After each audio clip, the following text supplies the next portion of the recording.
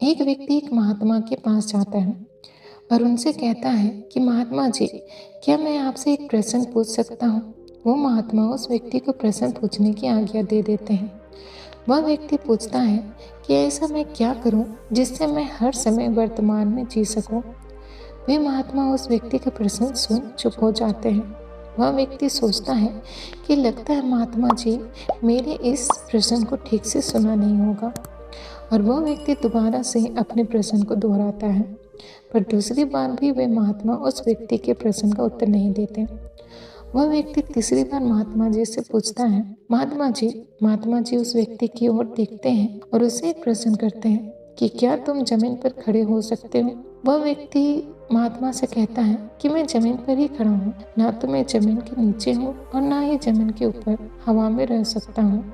क्या आप मुझे देख नहीं पा रहे हैं? वे महात्मा उस व्यक्ति से कहते हैं कि मैं तो देख पा रहा हूँ, लेकिन तुम नहीं देख पा रहे हो। वह व्यक्ति कहता है, महात्मा जी मैं कुछ समझा नहीं।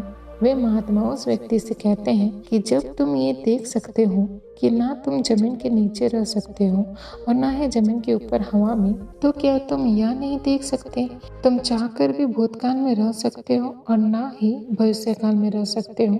जब तुम पहले से ही वर्तमान में हो और इससे ज्यादा वर्तमान में क्या हो सकता है? तुम्हें यह समझना चाहिए कि जीवन का अर्थ वर्तमान है, भूत और भविष्य नहीं। तुम चाहकर भी भूत और भविष्य में नहीं रह सकते, क्योंकि तुम्हारे पास इसका विकल्प ही नहीं है। तुम उन भूतकाल के विचारों को सोचकर परेशान हो जिनका खुद कोई जीवित अस्तित्व ही नहीं है, या इन विचारों को सोचकर परेशान हो जिसके बारे में तुम्हें पता ही नहीं है कि वह भविष्य में घटित होंगे या नहीं। वह व्यक्ति उस महात्मा से पूछता है कि मैं इन विचारों को कैसे छुटकारा पाऊं? महात्मा कहते हैं कि फिर एक और गलत प्रश्न, यह दिमाग जिसके पास इतनी क्षमता है कि तीनों स्थितियों में सोच सकता है, यह हमें प्रकृति के द्वारा दिया गया एक उपहार है। क्या तुम इसे खत्म कर देना चाहते हो? क्या उपहार को खत्म किया जाता है? अगर तुम विचारों को मारना चाहते हो, मतलब तुम अपने दिमाग को मारना चाहते हो। यह दिमाग जो इतना शक्तिशाली है, उसे क्या तुम नष्ट करना चाहते हो? वह व्यक्ति कहता है कि तो अब आप ही बताइए कि मैं क्या करूं? मैं बहुत परेशान हूँ, मुझे कोई मार्ग नजर नहीं आ रहा है। तो वे महात्मा उस व्यक्ति से कहते हैं कि अब तुमने सही प्रश्न पूछा है, अब कुछ हल निकाला जा सकता है। यदि तुम जीवन की सभी समस्याओं से छुटकारा पाना चाहते हो तो शारीरिक और मानसिक तप करना होगा।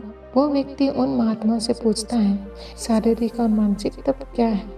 शारीरिक तप का अर्थ है उचित आहार, उचित नींद और उचित व्यायाम, और मानसिक तप का अर्थ है ध्यान और खुद के साथ समय बिताना और बाहर के कचरे को भीतर आने से रोकना।